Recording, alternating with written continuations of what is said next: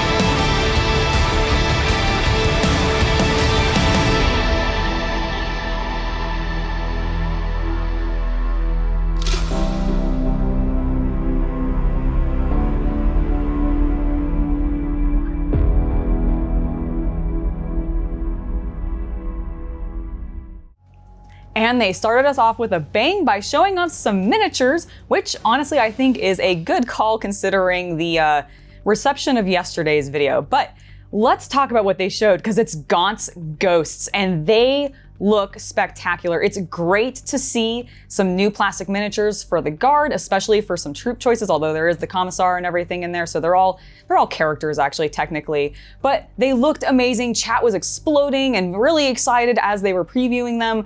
And I can't wait to see them like in stores and everything, because they look really, really cool. And honestly, excite me for Kill Team, because like I think these characters that they keep bringing out from the books are a fantastic opportunity for GW to insert some life back into Kill Team, and Gaunt's Ghost would be a great way to start it. So I hope that they have some data sheets for that game system, simply because like, I don't know, I just think it'd be a fun way to run them, because they're named characters, you want to really focus on them, and Kill Team really allows you to do that. And I think people really have this like idea of running some of these known named characters in that. So I don't know, I think it would be really cool. But let's talk about like the actual miniatures themselves, because we have a lot of different sculpts and I have a couple of favorites. So I, in particular, really like the Colonel.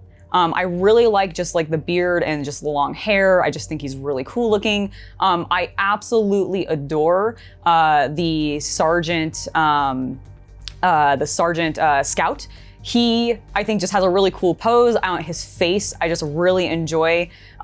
These guys' color palette also, fantastic. I know it's green with like the black and then some red in there, which is fairly classic, but like the paint job that the team did for these miniatures for this reveal is just spectacular and has really, really extra sold me on them. And I just think it's really, really cool. And then the other one that I really like is, let me look it up because I don't remember which one it is. Oh, it's the Major.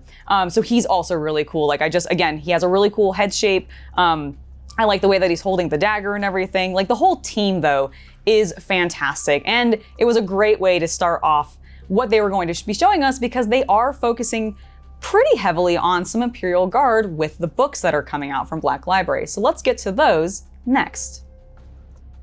Hey guys, if you are enjoying this video, make sure to hit that like button and let me know about it down in the comments.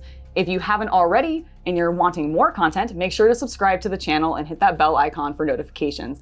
And then if you want even more hobby goodness, make sure to follow me on Instagram or Twitter at hobby_night. Now, let's go ahead and get back to the video. For the fans of Gaunt's Ghost, we have a new in-world encyclopedia style book that looks amazing. That's special edition. So of course it's gonna be really hard to get your hands on, but it looks stunning, and it is called the Sabbat Worlds Crusade, and it's basically following and cataloging a lot of the stuff that's going on with the Sabbat World Crusade that's happening, which involves the Gaunt's ghosts, as well as some of the other characters from some of the other books that we're gonna see here in a little bit. This thing, I really have a thing about in-world, basically props and like accessories that you can get that would basically be like actually in the Warhammer universe. So there was a Xeno thing a while back in 2021 or 2020 rather that I'd really hoped to get, didn't manage to get it or anything, but it was also an art book style thing. And this is also that style of thing. It's going to be an encyclopedia. It's going to have artwork in it. It's going to have like maps and charts and everything. So there's a lot of really cool, exciting goodies in this that if you're a collector or just a fan of the Gaunt's ghosts or just a fan of this particular crusade, it might be right up your alley. But like I said, maybe a little bit tough to get your hands on because these limited edition products from GW really go out fast, and that's not even talking about the stuff where they're not limited edition. So might be a little bit of a tough find. Next up, we have the Venicular Insurgency, because I wanted to try to make sure I pronounced it correctly. And this is the next book in the Gaunt's Ghost series. And they showed off the special edition version of this as well, because of course there'll be like a standard paperback version, I'm sure.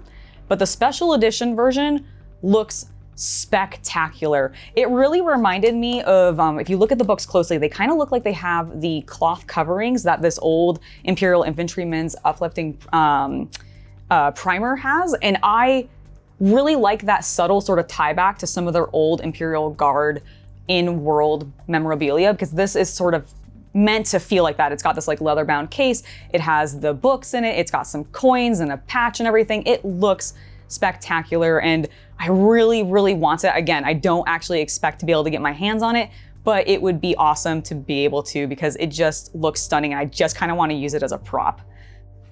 Then we have a bunch of paperback novels that are coming out, and there are a bunch to run through, so let's go ahead and jump right into it. The first one is Warhawk, which is the next book in the Siege of Terra line, which I'm really actually very excited for because it follows my Primarch Mortarion and how he's taking on the Khan at the Siege of Terra, which has been much anticipated, so it's looking pretty good and people seem pretty excited for it. Then we had Broken City and Sanction and Sin, which are part of the Warhammer crime novel series, which are two anthologies that they are coming out with that are going to be just collections of some of the more grim, dark, gritty, like crime-solving detective world of the 40K universe, which honestly is very cool. I imagine that if you like the Eisenhorn or like those types of novels where they're following those types of characters, you'll probably really dig these anthologies. And the covers are honestly pretty cool. I really like this sort of alternate noir styling that they're kind of going for these. There was also Broken or Grim Repast, which is another crime novel, but it's following a specific character. And honestly, it looked really cool. The thing that struck me about this novel was I feel like Quillon, I've heard that name before, and I've not read any of the crime novels or anything, but I swear I've seen him, and I don't know if it's because of the Advent Calendar unboxing that I had done, because there was a lot of Black Library covers in there, and so like, maybe it's from that, but like, I swear I've seen him recently, and it's really bugging me where. Next up, we've got Traitor Rock, a book following the Cadian 101st Squadron as they take on some filthy traitors, which looks pretty cool, and if you're a fan of Cadians, they're still kicking because Cadia stands.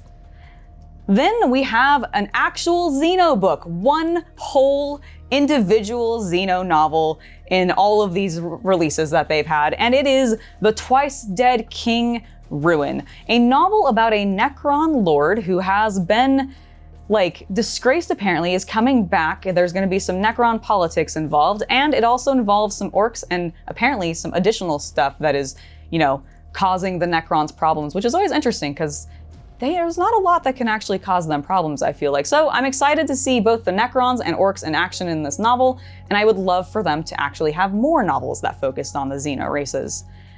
We also had another book called Urdesh, The Serpent and the Sword, which is also tying back into the Sabbat Crusade, which is specifically following some Iron Snakes chapters, which is a Space Marine chapter and everything. So it's not specifically focusing on the Imperial Guard, which was a heavy emphasis on this particular preview and everything, but it still follows that crusade. So if you're wanting more info on that, you can definitely check out this novel and find out what's going on in the story. And finally, there is Volpon Glory.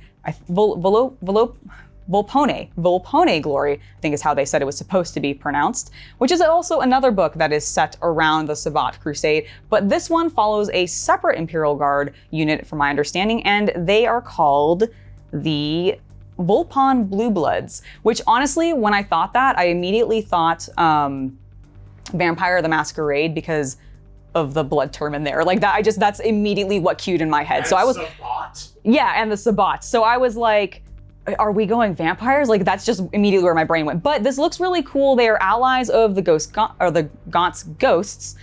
So if you're a fan of them, you'll probably also enjoy this novel. They may even make an appearance in it, who knows. But that has pretty much been it for the novels that they covered. I actually think that this particular preview, despite the fact that it didn't quite have nearly as many people watching it, was much better received than yesterday's preview was, because the 40K one just overall was not great. I am a little bit disappointed because when they were, over the last two sessions that they've had, the Age of Sigmar and the 40K one, they kind of implied that the Black Library one was going to have a little bit more miniature previewed in it. And while we did get the whole squad for Gaunt's Ghost, and that is awesome, so technically like that's 5 or 6 miniatures, I was expecting a little bit more. It's also a little interesting to me that we didn't see any Age of Sigmar novels listed for this Black Library showing.